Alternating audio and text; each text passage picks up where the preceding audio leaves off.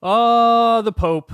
What are we going to do with this guy, man? Now, remember, he made quite a name for himself by saying some kind things every now and then he did it about gay people. He did it about atheists. He kind of did hey, they're born this way when talking about gay people.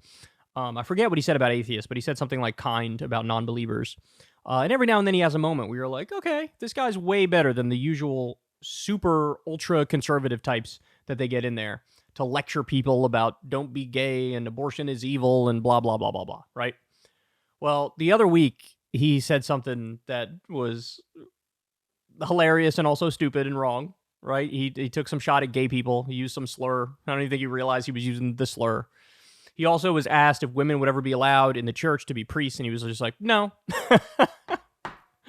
I love the progressive Pope. These are things he says. But now we have this. Pope Francis, quote, "There's an air of faggotness in the Vatican." Pope Francis has again allegedly used a derogatory term against gay people, saying there is an air of faggotness in the Vatican during a meeting with Roman priests. Quote, "It was better that young men with a homosexual tendency not be allowed to enter the seminary." In other words, gay people should not be allowed to be priests. Hey, by the way, Pope, you're missing it. You know what the real issue is? It's not that there are gay people in the church. The issue in the church is that it is jam-packed full of pedos. That's the problem. Remember when the Catholic Church had to pay out, I literally think it was billions of dollars. It was over $1 billion, if I remember correctly. Maybe it was hundreds of millions, but I think it's over $1 billion. They had to pay that out because of the rampant sexual abuse that was done. And by the way, what would happen? Somebody would get caught diddling a kid, and then the church would shift them from one church to another. They would move them from one place to another, moving pieces around on the board, and then the predator would just go to a new church and do predator stuff there. And they did this for years and years and years and years and years, and there was so much evidence, so many people got paid off because they were diddled by the church. Problem is not gay people. The problem is the pedophilia that you guys let run rampant all those years. The Vatican's press office reiterated the need to welcome gay people into the church, but urged caution regarding them becoming seminarians.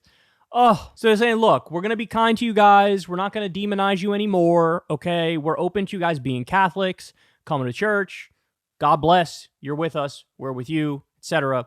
But let's not get carried away here. You can't be in the seminary. You can't be a priest. Look, man, the serious point to take away from this is, again,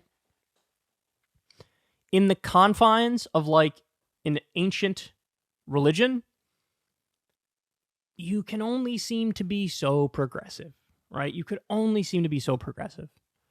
And by the way, God bless, no pun intended, the people who are Christian and they use their religion to just be tolerant and kind and nice to everybody and altruistic, and they do charity and all that stuff. God bless those people.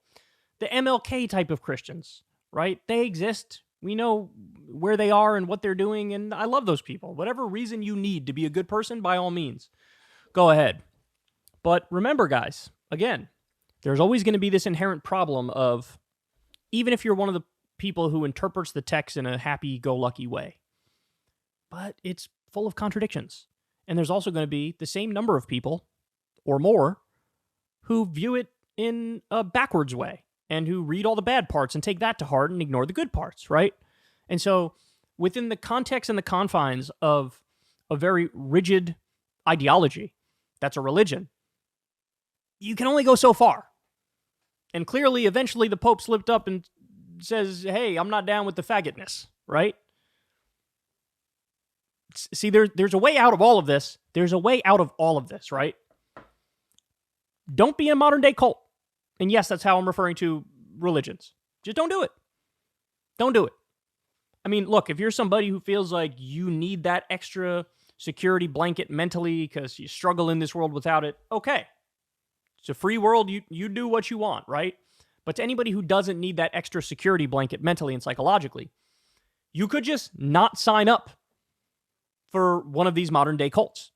You could just not throw your lot in with a whole bunch of ancient screeds that essentially are gibberish and nonsense and made up, right? You could just be a good person.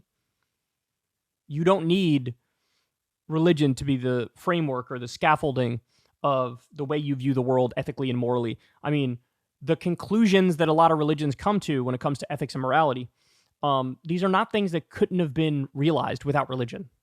And by the way, some religions, and again, they're mostly contradictory, but some of them, they use it to justify the horrible things, right? You don't need religion to realize, hey, maybe it's a good idea if I treat people the way I want to be treated. By the way, this breaks that rule. What the Pope said here, we'll allow the gay people in the church, but you can't be in the seminary. You can't actually be a priest or anything like that.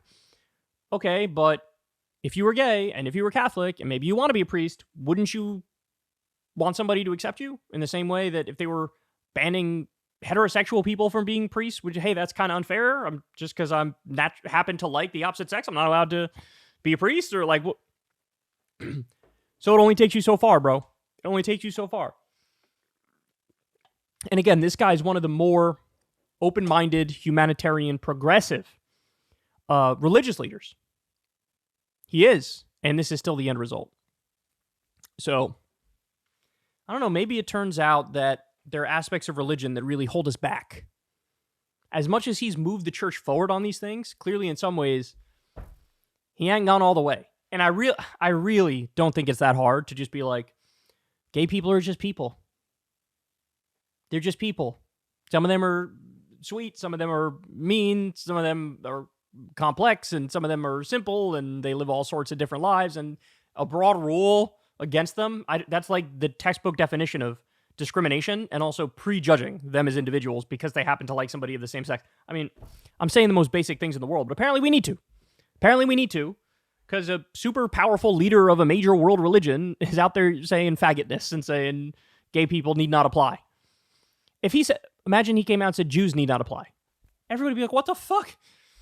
Like, what are we talking about here? Or Irish need not apply, like the old signs back in the day, right? Like, people like, or blacks need not apply. It's like, Jesus Christ. But when it comes to gay people, he's still stuck in the past. To correct myself, I guess saying Jews need not apply and like Muslims need not apply in the context of being a priest in the Catholic Church, that actually does make sense because it's like you have to be a Catholic to be a Catholic priest, obviously.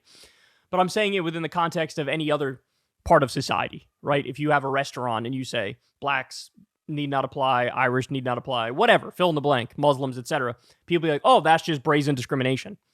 Well, there are such thing as gay Catholics, even though it's contradictory and all that. They exist. So to have a broad rule against them being priests or being in the seminary, I don't know, man. Nothing surprises me anymore, man. Nothing surprises me anymore.